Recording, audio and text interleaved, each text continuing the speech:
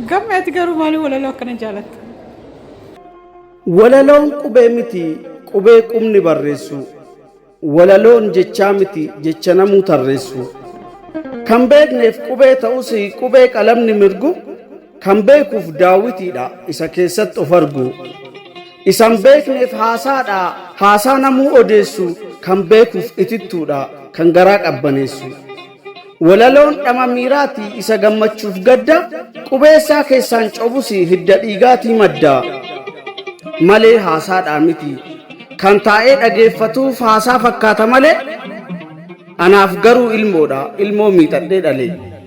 Miixuu ciniinsuu yaadaati ulfa dhiirillee baatu dhalattuu ilma xiiqiiti ilma abbaa fakkaatu kan hunda garaa nyaatu. Fakkaattii miira kootii calaqqee waan an yaadu galmee jechootaa ittiin miiraa fi ka barbaadu. Miciree yaada sammuuti kan qalamni hanqaaqu walaloon anaaf qeensaa cittoo keessaatiin hooqu.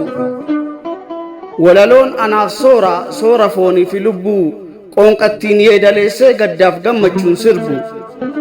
Miixuu ulfa sammuudhaa gaafa yaadaan ulfaa'u ciniinsuu ulfa xiiqii gadoon garaana kaayu. Madoof masaanuu yaadaa miira jibbaaf jaalalaa walaloodhaan miixadhee walaloodhumaan dhala. Kanaafuu haasaa miti walaloon yandoo yaadaa akka bishaanii yaa'u qabee gumaata aartiiti kan dhangaan ittiin taa'u. Qabee dhangaa dhalootaati kuusaa aadaa fiduudha agarsiiftuu miiraati afaan hiikoon cigoodha.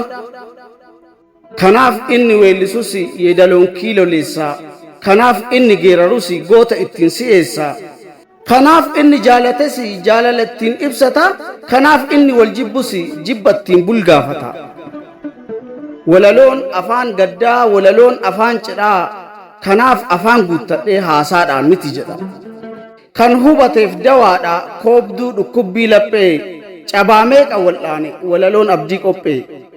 Galaa gumaata gamnaa hayyuun dhalootaaf kaaye daandii galma hayyuuti xurree looree tsaggaaye. Mijuu afoola aartii kan zalaalam abarraa qooda koo dhandhamsiisuuf anis dhaloota har'aa.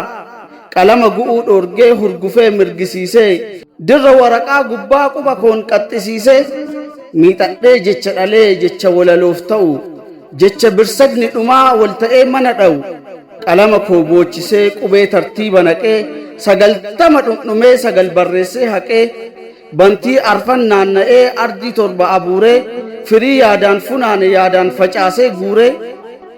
Sulula yaadaa bu'ee gaarreen gurguddaa yaabee mukkeen mootii bosonaa hiddaan buqqisee dhaabee. Garbaaf galaana yaadaa dhidhimee lixoo lixuun bal'ina dirra dachii yaadaan imalee fixuun.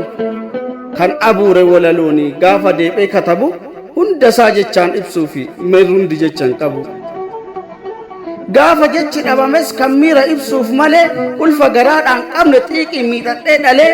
Miira keessa koo jiru yoo gaaris ta'e hama afaan afoola aartii walaloon baasee hima.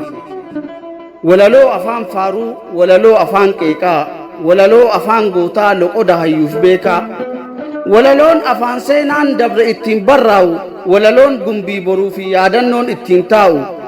Qabee aadaa fiduudhaa kaleessaa hadhaan ga'ee waan dabre kan mul'isu daawwitii jiruu ta'ee.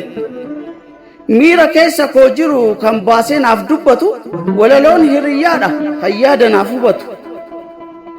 Hiriyyaa isa dhugaa miiltoo koo yeroo hundaa fira narraan fagaanne gaafa gammachuuf gaddaa.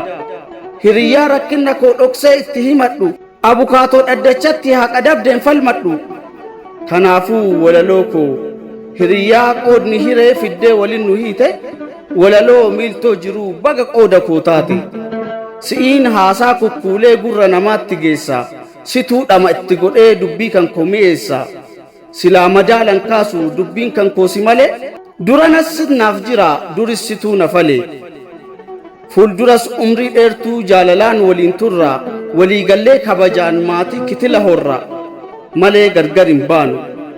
Ati naaf aantee jiruu fira koo itti madhu ati naaf fira dhiigaa diina koo itti madhu.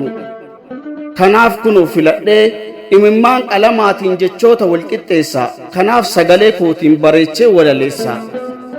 Isaan madoo waldhaanaa koobee dhukkubbii laphee isaan walitti araarsaa qaamaa fi qalbii suphee. kanaaf qoonqaa baqaqee gurra uummataa buusa kanaaf barruun cimqisee dhaloota boruuf kuusa maarree anis qooda koo ba'ee ogbarruu saba kootii fuulduratti deemsisa isinis oromoo koo qalamni kee haa mirgu jedhaatii na eebbisa galatoomaa horaa bulaa deebana.